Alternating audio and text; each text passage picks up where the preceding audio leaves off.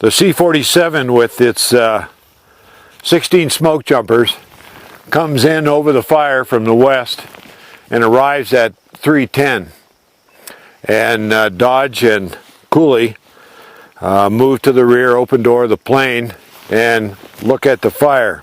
The fire at this point is back up here on the ridge line, and you see a noticeably bigger than all the rest pea pine right on the skyline.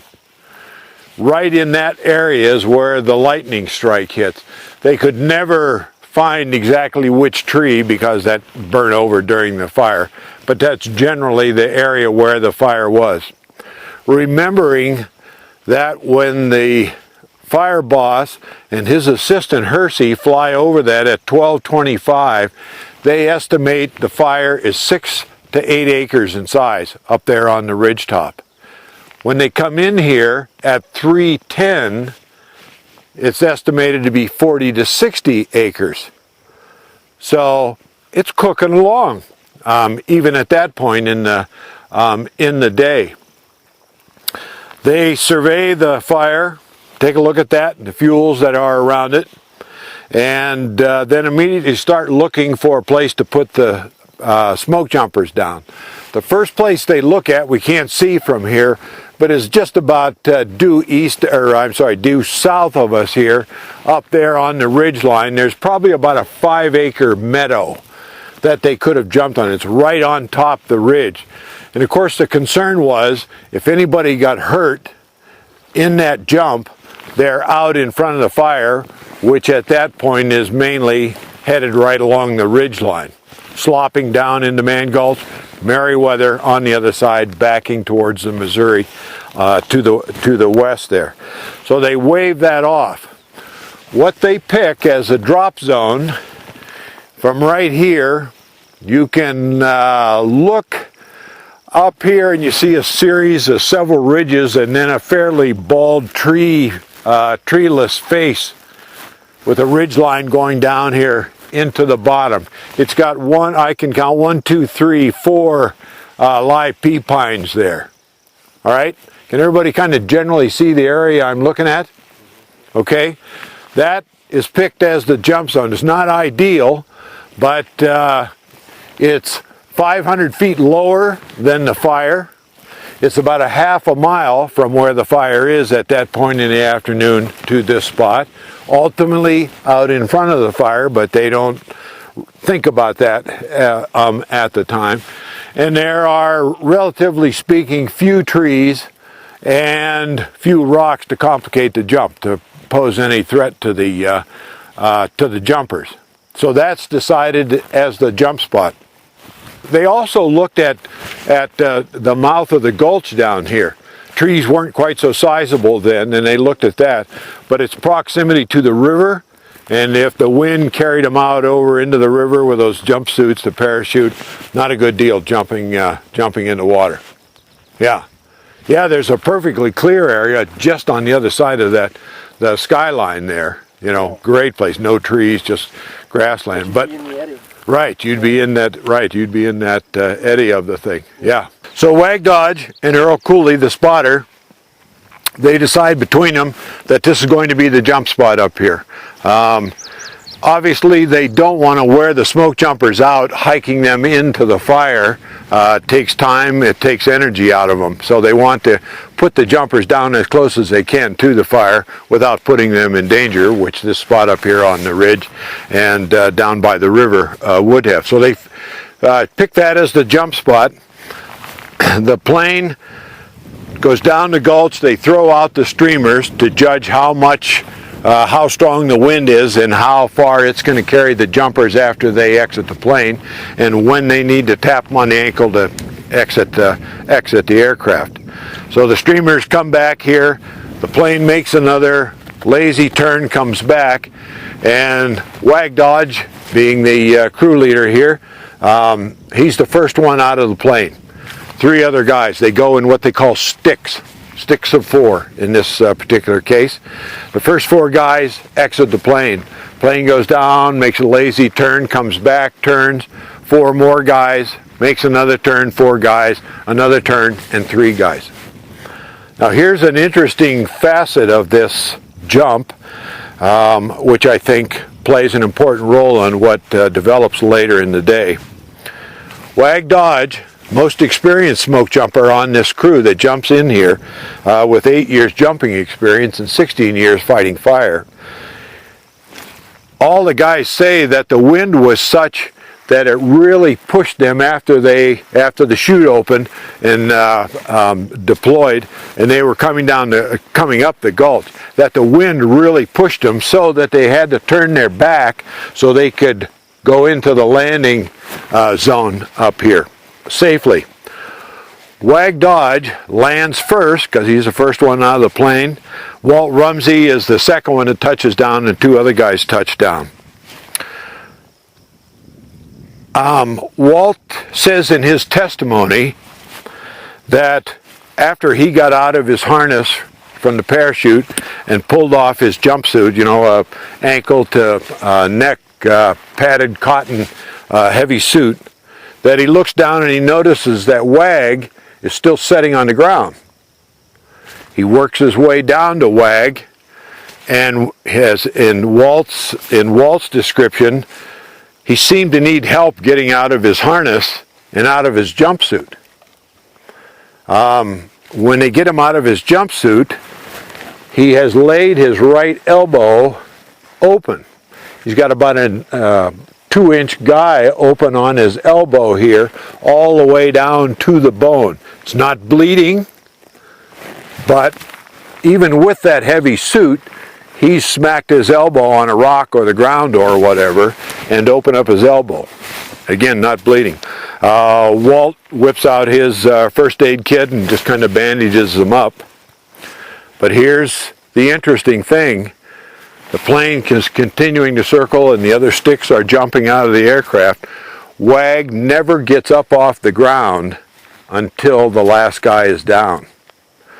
His description of it is he landed extremely hard. What I believe that translates into is he got his bell rang. He suffered, this is my theory here, he suffered a concussion, a mild concussion in that landing.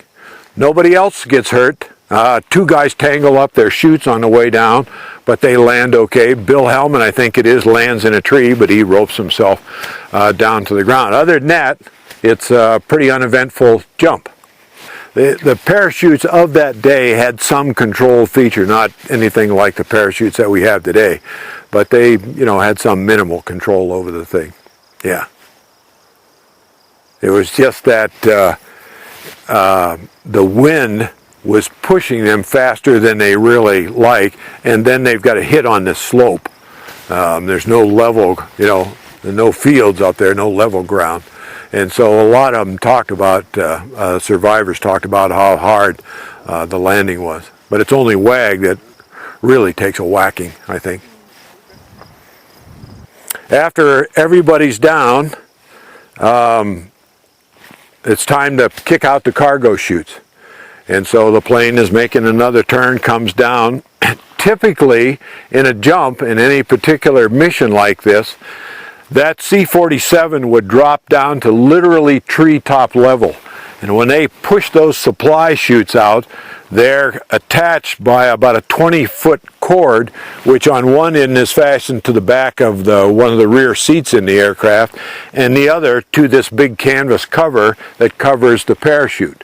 So that when the supply pack with the shovels and waters and saws and all the stuff that's in there, rations and so on, when it reaches the end of that braided metal cord, the cover comes off that parachute, it deploys, and the pack is right on the ground.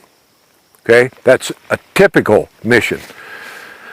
What happens here is that because of the turbulence that has developed, and the pilot is unwilling to drop that big plane, needless to say, right down into the bottom of this gulch. So he has to drop those chutes from about 1,200 feet, which literally is about even with the top of the gulch to the south over here. As a consequence, those chutes just drift in this wind, and instead of coming down right where these guys are, which is the which is the usual way they do it, so they don't waste a lot of time and a lot of energy chasing these supply packs and pack them around. They're scattered all over the top of the gulch here. And what normally would take a crew 15 minutes, 10 to 15 minutes, to bring those all together, takes these guys anywhere from 45 minutes to an hour to go up here and drag these things down. Wag picks a spot in the bottom of the gulch here, and let me see where I am here. Yeah, okay. Look off in this direction here, and you see all these little weak finger ridges that are coming down to the southwest. On one of them, there's a standing dead snag. To the right and a little bit towards us is a smaller, maybe 15, 20 foot ponderosa pine. Can everybody see that little weak ridge I'm talking about there? Heads are shaking. Good. Okay, that's where Dodge says, bring your parachutes, bring your jumpsuits, and all the supply chutes down to here. Grab a bite to eat, etc. Okay? So clear on that, everybody. All right? So Wag hears Jimmy Harrison up here whistling, yelling. Wag tells Bill, have the guys get a bite to eat, fill up their canteens, everybody double team, follow me on up to the fire. I'm going to go tie in with the ground forces up here, which ended up being Jimmy Harrison. So Dodge takes off. These guys sat down on that little ridge line. In 1993, because of a concern about artifacts from this fire, things that were left up here, lost up here, ended up on people's coffee table and mantles, fireplace mantles, souvenirs of the thing. I was part of an effort to come up here and do an archaeological survey. And because I knew where this spot was, I went over to find that, to see what was there and to document what was there. And it had lain there for 40, if my math is right, about 43 years. All that stuff had laid there on the bare ground.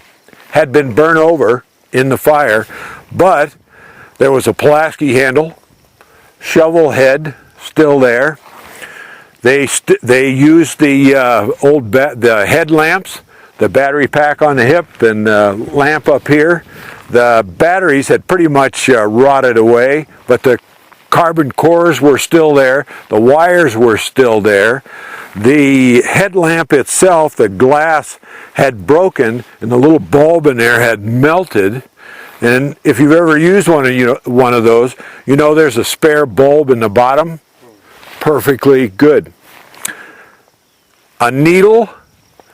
There was a first aid kit in that bunch of stuff there. There was a needle still left, part of a razor blade, little tiny mercurochrome jars, jumper cord, nails, D-rings, rivets. All this stuff had laid there for 40-some years and never been, for all practical purposes and intents, never been disturbed. So that's where they were for lunch. And then, as I discussed back down the trail, Wag ties in with Jim Harrison, says join us down with the crew, and he starts working his way down. Somewhere out in this side hill he meets Bill and sends Bill right down the gulch with the crew and says come up on this side and contour to the river. All right, and that path takes him right along this bench and probably around that corner and back up to that basin that we stopped at before.